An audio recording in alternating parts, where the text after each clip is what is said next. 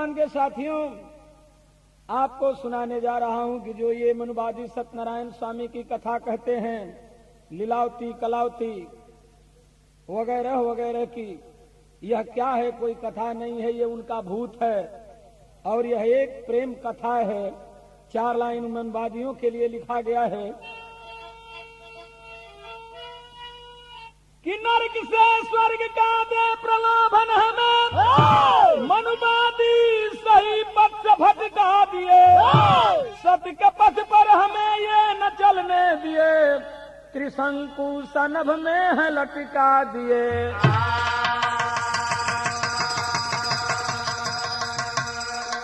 कि तीर्थ मंदिर अनेकों ये बनवाए हैं, हम पूजा करें ये पुजारी बने, सत्य के पथ पर हमें ये न चलने दिए, गम में गंगा ये बैठे या नारी बने।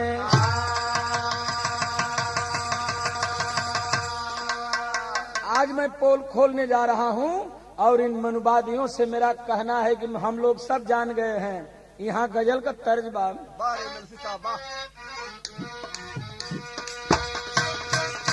कि अरे जिंदगी में क्या रहा, जिंदगी में क्या रहा, जिंदगी में क्या रहा,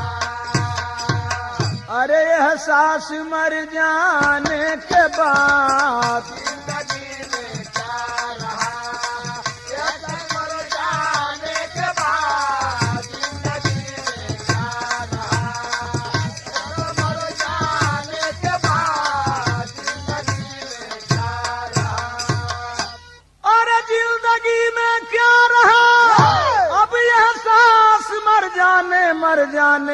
जाने के बाद, आएंगे आएंगे आएंगे आएंगे साजन मेरे, आएंगे साजन मेरे, आएंगे साजन मेरे, अरे मौसम गुजर जाने के बाद, आएंगे साजन मेरे, मौसम गुजर जाने के बाद, आएंगे साजन मेरे, मौसम गुजर जाने के बाद, आएंगे साजन मेरे।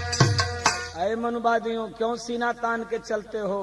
सुनो, यह काशीनाथ हेमलसी कह रहा है कि अरे माथे पे रोरी लगा के, माथे पे रोरी लगा के, माथे पे रोरी लगा के, अरे चल रहे क्यों तान के, माथे पे रोरी लगा के, चल रहे क्यों तान के, माथे पे रोरी लगा के, चल रहे क्यों तान के, माथे पे रोरी लगा के, अरे माथे पे रोरी लगा के, अरे चल रहे क्यों तान के, बात सब पर्दे के बाहर, बात सब पर्दे के बाहर, बात सब पर्दे के बाहर, अरे हो रही भगवान के, बात सब पर्दे के बाहर, हो रही भगवान के, बात सब पर्दे के बाहर, हो रही भगवान के, बात सब पर्दे के बाहर। दोस्तों, कहना है आप लोगों के सामने, जो आडंबर हम लोगों के सामने रखे हैं बढ़ा के मास्टर,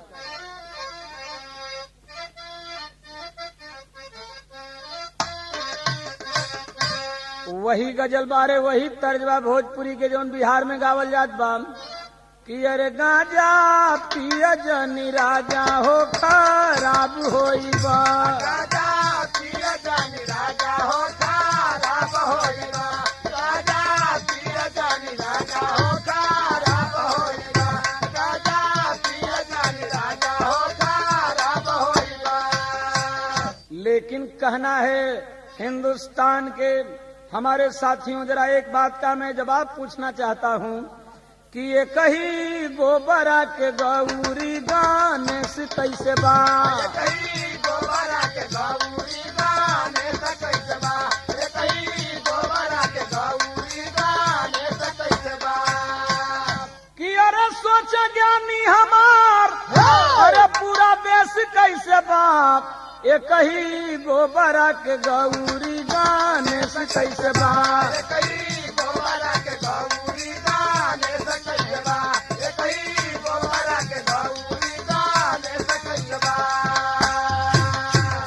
अरे अपन खाले पाने और हमके भूखवा में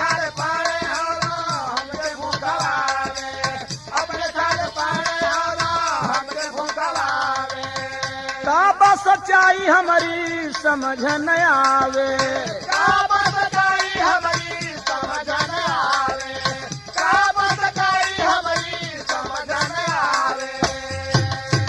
कि ऐसे और मूर्ख बनला में शेष कैसे बाप तो ऐसे और मूर्ख बनला में शेष कैसे बा ये कही गोबरा के गौरी गाने से कैसे बा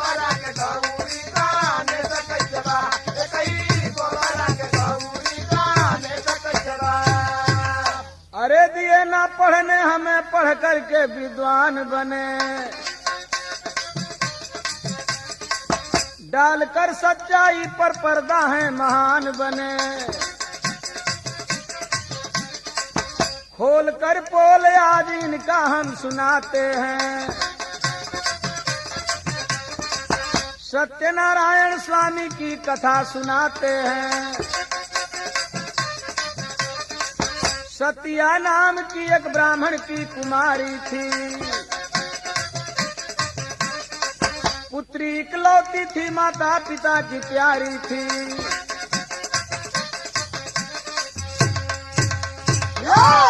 एक ब्राह्मण की लड़की थी। आज मैं सत्यनारायण की कथा सुनाने जा रहा हूं साथियों जिसकी कथा हमारे लोग गांव-गांव में और हम लोगों के घर के भी लोग सुना करते हैं। वह कथा वास्तव में है क्या सतिया नाम की एक ब्राह्मण की कुमारी थी और उसकी जवानी चढ़ गई थी।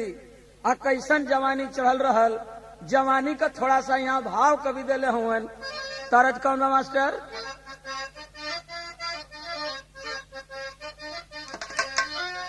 तरज हुए बा एक 3-4 गो तरज चलल बा एगो तो तरज हुए बा कि अरे साहेब बिना टिकुली साहेब बिना टिकुली सुन बालीलार हो साहेब बिना टिकुली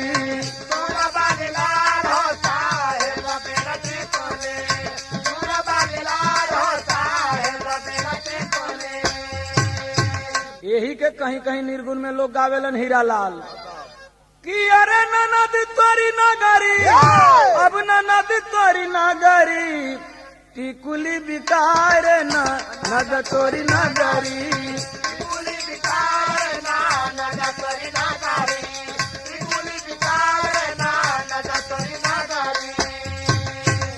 कहीं कहीं लोग आवेलन कि अरे पहाड़ में वो पहाड़ में बीतल रे दिनवा पहाड़ में बीतल रे दिनवा पहाड़ में बीतल रे दिनवा पहाड़ में कि झूलन हेराइल हमारी वही सुरेंद्रा की घर में बीतल रे दिनवा पहाड़ में बीतल रे दिनवा पहाड़ में बीतल रे दिनवा पहाड़ में। लेकिन सतिया जब जवान हो गई तो कवि का कहना बा कि कली का चनार रस भरल नरवा कली का चनार रस भरल नरवा कली का चनार रस भरल नरवा अरे कुहू के कोयलिया रे रामा तो कुहू के कोयलिया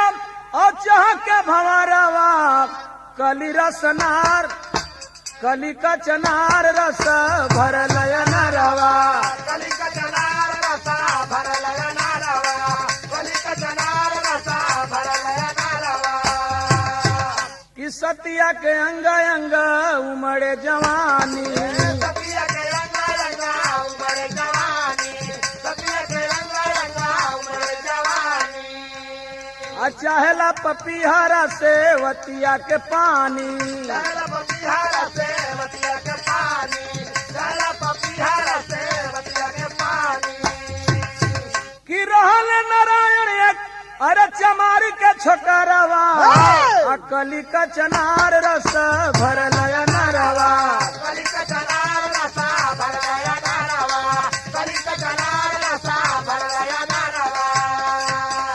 दोस्तों जब जवानी चढ़ गई, हीरा लाल जवानी किसी के बस की नहीं होती है।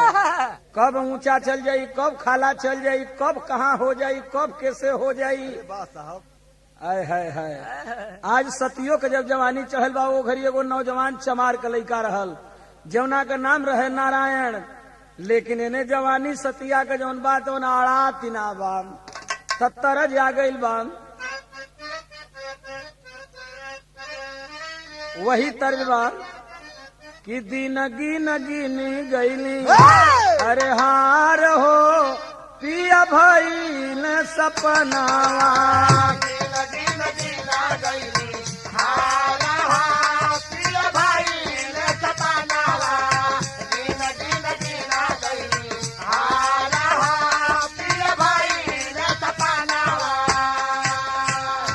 लेकिन कवि ने क्या कमाल की बात लिखा है कि अरे चले ना जवानी आके, अरे भार हो चले ना जवानी आके, भार हो नहीं सहल सहाला।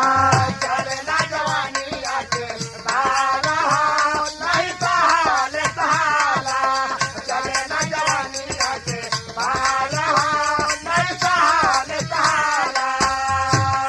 अरे जैसे बन दिया के धार हो नहीं सहल सहाला।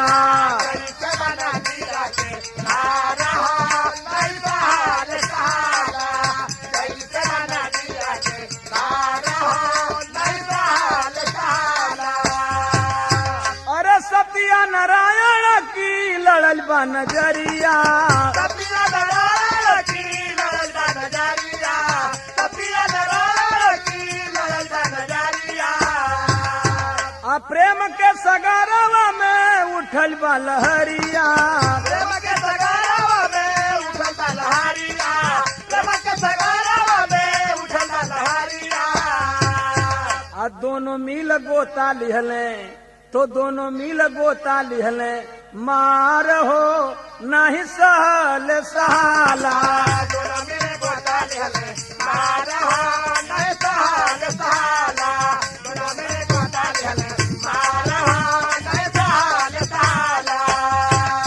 सतिया नारायण को देख करके फिदा हो गई, दिल लगे दीवार से तो परी किस काम की। अरे कबो कबो मोहब्बत ऐसन हो जाले, वो ब्राह्मण की लड़की हरिजन के छोकरे के साथ नारायण के साथ प्यार करने लगी, और प्यार करते करते करते करते करते करते कुछ हो भी गया। अब बात समझो आप लोग। तो यहाँ टेरी का भाव कभी नहीं दिया। अरे कहानी सत्यनारायण की कहें, कहानी सत्यनारायण की कहें, डालकर सच्चाई पर पर्दा बने हैं ज्ञानी। जब पंडित जी जान गेलन ये सतिया का प्रेम वो चमार की लइका से बाप, तब हाव बाप कि क्रोधित होकर पाणे जी सतिया की किए पिटाई है। खबर फैल गई गांव के अंदर, सतिया तो हर जाई है। कि गई भाग तब रात में सतिया नारायण घर आई है। घमंड टूटा पाने का, दोनों कर लिए सगाई है।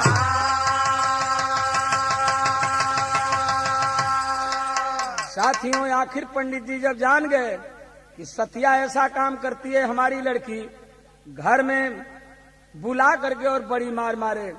लेकिन हीरा लाल जवानी ऐसन पानी होला जो कौनो बांध के तूर देला, समझे। जवानी ऐसन बांध होला, ऐसन दरियाव का पानी होला जौन कौनो बांध के तुरत में चाहे जितना पत्थर का बांध हुई ओके तूरे में देरी न लगी। उतना पंडिये जी का घर रहल, सीढ़ी लगा के खपड़ा पर चढ़ गई, अब वो ने उतर गई, अब भाग के नारायण की आईल। आ नारायण की आईल तो कहलस जे हमसे शादी कर लो, शादी कर लो।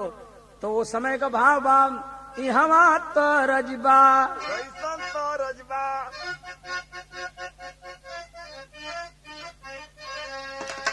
कि अरे काहे चले लुई तराई रे सुगिया अगवन कदीन नियराई रे सुगिया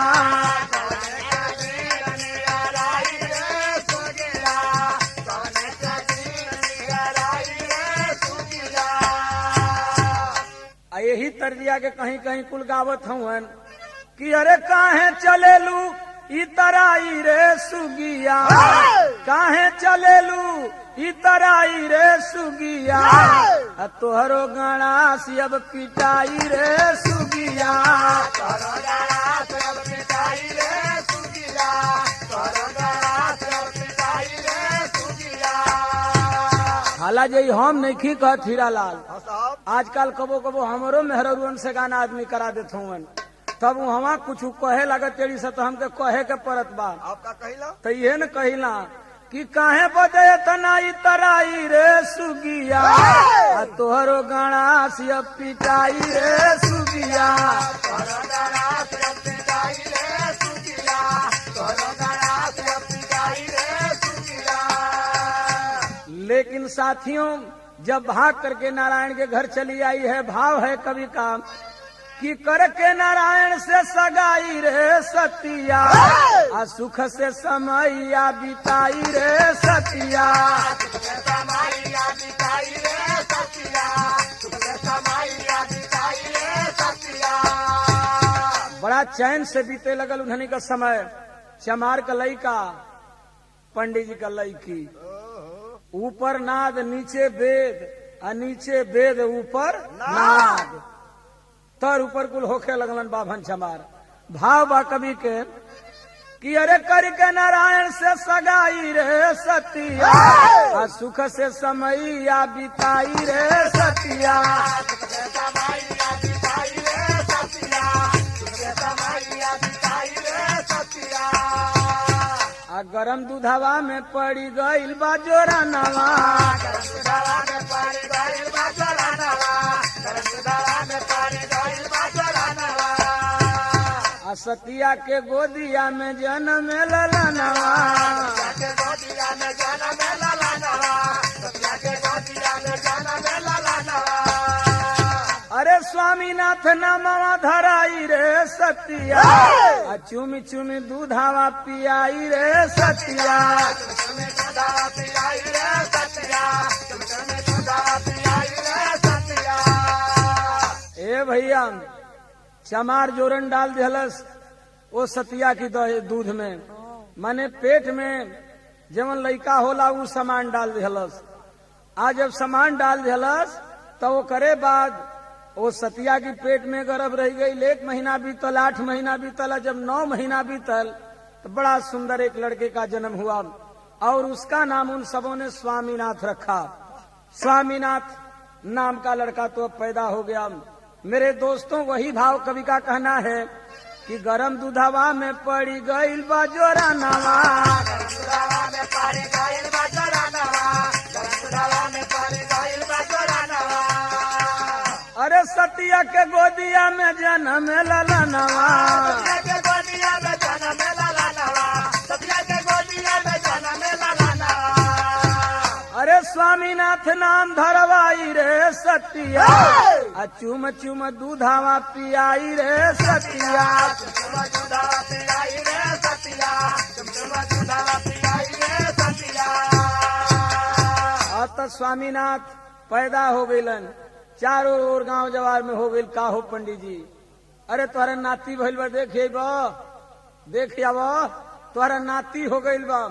पंडित जी के ताना गांव जवार मारे लगल आखिर वह तो मनवादी था धोखे की मार किया वह पंडित और हुआ क्या अरे ताना मारे पाने के संघाती नाती कैसन बा आ सुन करके पाने के फाटे छाती नाती कैसन बा।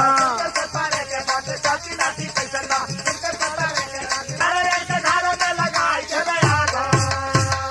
अरे माई बाप संग जले जीवन के थाती नाती कैसन बा आ पाने सोचे खत्म हुए उत्पाती नाती कैसन बा। सोचे खत्म हुए उत्पाती नाती कैसन बा बारे सोचे खत्म हुआ उत्पाती नाती कैसन पाड़े सोचलन की जौले ही रही हंसत तौले गांव जवार के लोग चाहे तो निकल करके और उन सबों के घर में आग लगा दिया। तीनों जल गए।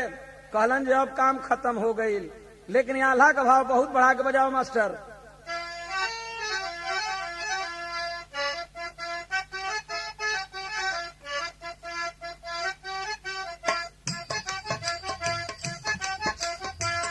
मेरे प्रिय साथी हीरा जी, देखो क्या कवि ने लिखा है।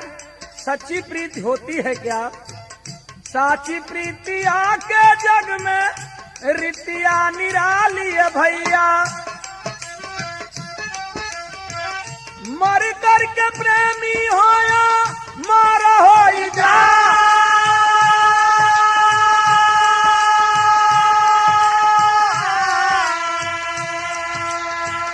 हीरा राझा और लैला मजनू की कहानियां है भैया। हीरा राझा और लैला मजनू की कहानियां है भैया। जाने नहीं दुनिया में कीर्ति गवा।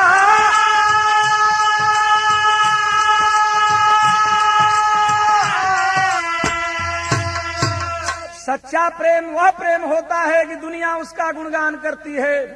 हीर राझा चले गए, कहानी अमर है। लैला मजनू चले गए, कहानी अमर है। अगर तुम भी सच्ची मोहब्बत करोगे हीरालाल, चले जाओगे, कहानी अमर रहेगी। इसीलिए कवि ने बड़ा ऊंचा भाव दर्शन में दिया है। अरे साची प्रीति आके जग में रीतिया निराली है भैया।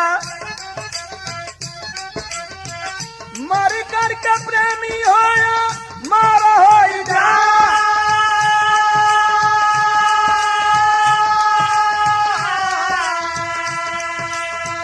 हीर राझा और लैला मजनू की कहानियां भैया। जाने नहीं दुनिया में कीर्ति गवा।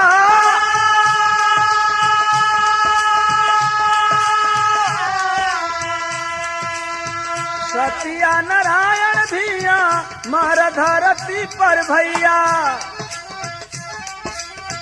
लेकिन दिए ब्राह्मण ऊपर पर्दा लगा।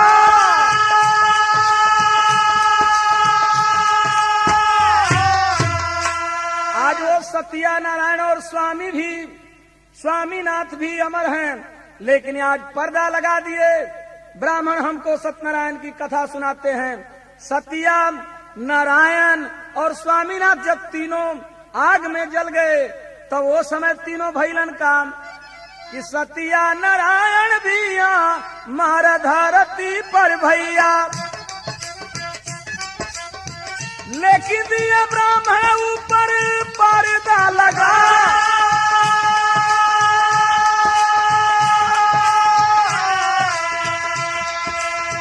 बनी के भूत तीनों जब पाने के सता में भैया। गौआ के ब्राह्मण सभा कोढ़ी हो जा।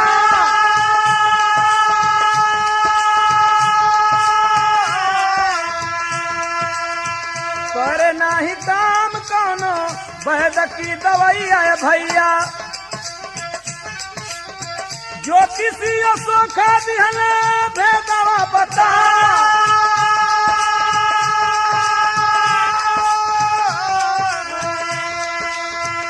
तीनों के पूजा अब कराव धरती पर भैया।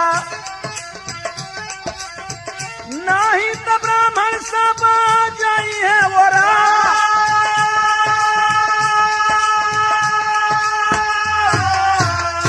वही सत्या नारायण और स्वामी तीनों भूत हो गए और उस पंडित को सताने लगे। यहाँ तक कि वह गांव के सारे ब्राह्मण कोढ़ी हो गए।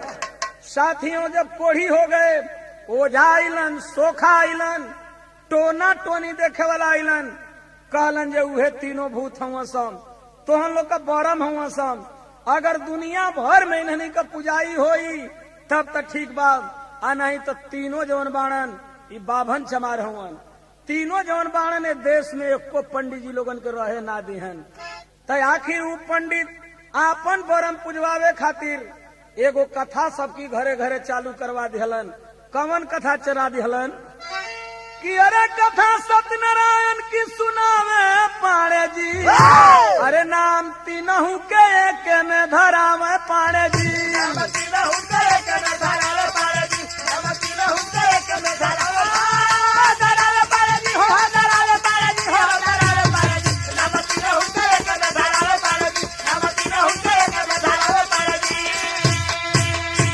उहे सत्यनारायण स्वामी का कथा कुल लीलावती कलावती फलावती आपन कहवा करके अब पंडित हमारे और आपके घर में अपने बरम को पुजवाते हैं ताकि वो बने रहे। कहना है कि गोबरा के गौरी गणेश बनवावे, अरे अपन तो भूत सब ही से पूजवावे।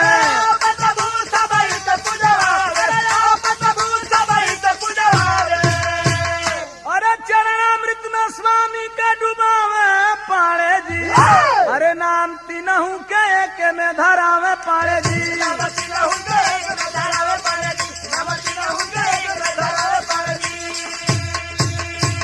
गोबर का गौरी गणेश बना के और वही में एगो साधु नाव के बनिया रहल। कथा कहेलन सत्यनारायणों के सोना चांदी दे दिहलन। हमार तुहार बाप दादा न मालूम को 1000 बरिस से करावत हुवन सत्यनारायण का कथा। आ उ सत्यनारायण हमनी की मेहरारू के झुलनी बनवावे के एको भर सोना ना दिहलन। अरे साहब धन्य मिलसी साहब, अरे तो अपन भूत हमनी से पुजवावेलन तो कहना बाटे कि अंत में कहना बाटे अब भारतवासी लोग से, अरे आपस से सजग हो जा ब्राह्मणवादी रोग से।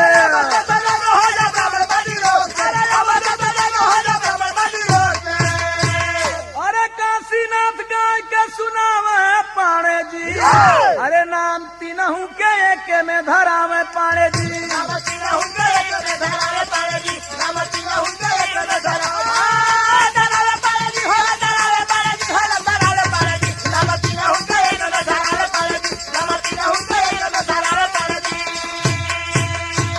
तो कुसुम पराग जद्दू देऊ गुरु भोला पूज्य हमारे, कुसुम पराग जद्दू देऊ गुरु भोला पूज्य हमारे।